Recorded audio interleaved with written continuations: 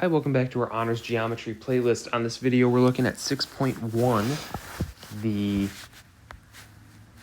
interior and exterior angle sum of a polygon, a convex polygon, and then also 6.2 parallelogram properties. Now 6.1, you should probably just go back and look at the notes, practice some of those interior angle sum problems because we did several of those in chapter 5. Just something to think about there. And 6.2 is not a review. We have not done this yet, so let's look more in depth at 6.2. I want to find all the missing angles in the parallelogram. If I said this was 110 degrees, well, how would I be able to find the other three angles in a parallelogram? What's super important to notice about a parallelogram is the definition of the figure itself. So a parallelogram is, let me make this smaller here. By definition, it is a quadrilateral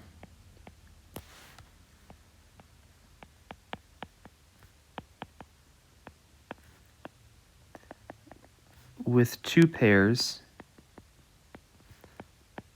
of opposite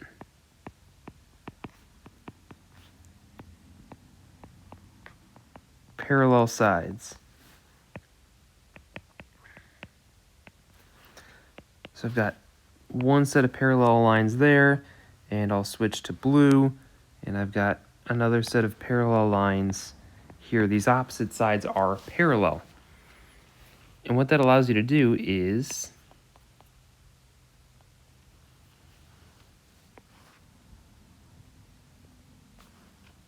if you have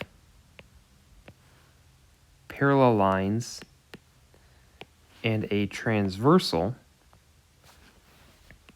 then you can identify that the missing angles here, these consecutive interior angles, must be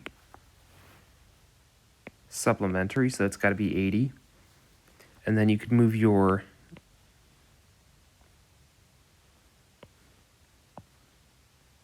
transversal over to this side, and you could say, well, if that's my two parallel lines in transversal, then this must be 100 degrees, and this must be 80 degrees.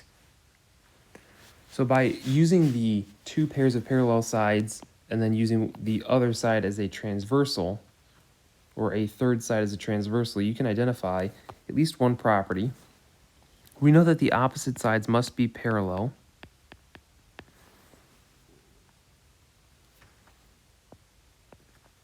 And a corollary is that they must be congruent. So they've got to be parallel and congruent to opposite sides. The opposite angles, just like alternate interior angles, are going to be congruent. And then the consecutive angles must be supplementary, just like before when we talked about parallel lines and transversals. Now, here's one special case. What would I have here if I had a 90-degree angle? Well, if I had one 90-degree angle, let's think back to our parallel lines and transversals. What would be supplementary to 90? Well, supplementary to 90, 90 plus 90 adds to 180. So if this is 90, the supplement must also be 90. And we know that the opposite angles must be congruent. So if you have one 90-degree angle, then you have four 90-degree angles. All right, and one more theorem to talk about. It has to do with the diagonals. If I were to draw two diagonals in here, I know that I have parallel lines, which means that my alternate interior angles must be congruent. And by definition, these opposite sides must also be congruent. So let's see if we can identify any relationships within these two triangles. And now I could have chosen the other two triangles, the top and the bottom side as well. I just choose the left and right because I want to.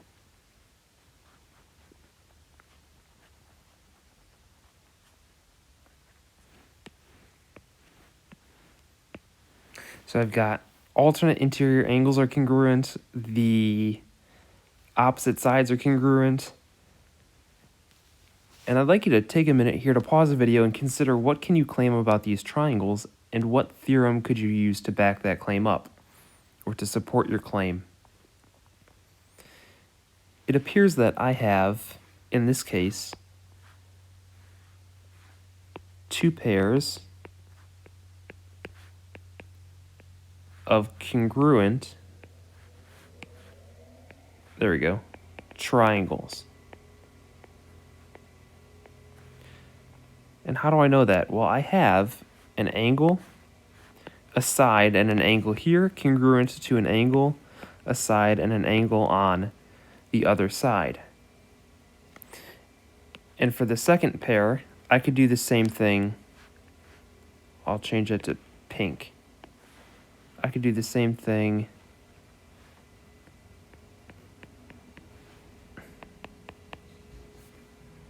I should probably make that 3. There we go. I could do the same thing here. And then, of course, we know that those sides are congruent as well by definition. So I have two pairs of congruent triangles. And you could use any theorem you want, right? Because you could 3, 4, 5, 1, 2, 3, 4, 5. You could use the vertical angles or these vertical angles, A and A, right? You could use those as well to say that, you know, you've got angle, angle, side. But now that I've got congruent triangles, I mean, that's important. But what does that tell me about the other segments, the other angles in my figures? Well, if I've got congruent triangles, then this segment, that's not a highlighter, this segment here needs to be congruent to its corresponding part. So if this is 10, that's 10. And same thing on the other side of the triangle. If this was 8, this must be 8. So hold up, what's happening here? What's happening to this diagonal? If I have 10 over here and 10 over here, what happened to this diagonal when I drew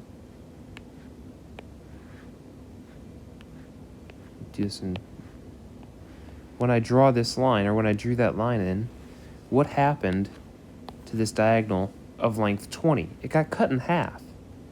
It got bisected. And the same thing happened to the other diagonal as well. That was, in this case, 8 and 8. And I'm just choosing random numbers there. But my diagonals were bisected. They were cut in half. The diagonals bisected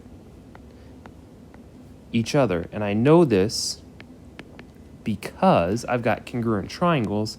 I can claim that my corresponding parts are congruent, which means that the diagonal must have been cut in half. Remember, that was cut into two pairs of congruent triangles. That's why I know that I have diagonals that bisect each other. All right, now I would pause the video, try some of these examples. If you're not sure, look back at the properties, the theorems above, pause the video, try these, and then unpause to check your work. All right, angle B should be supplementary. That should be 129 degrees. Angle C should be congruent since it's opposite, so it's 51 degrees.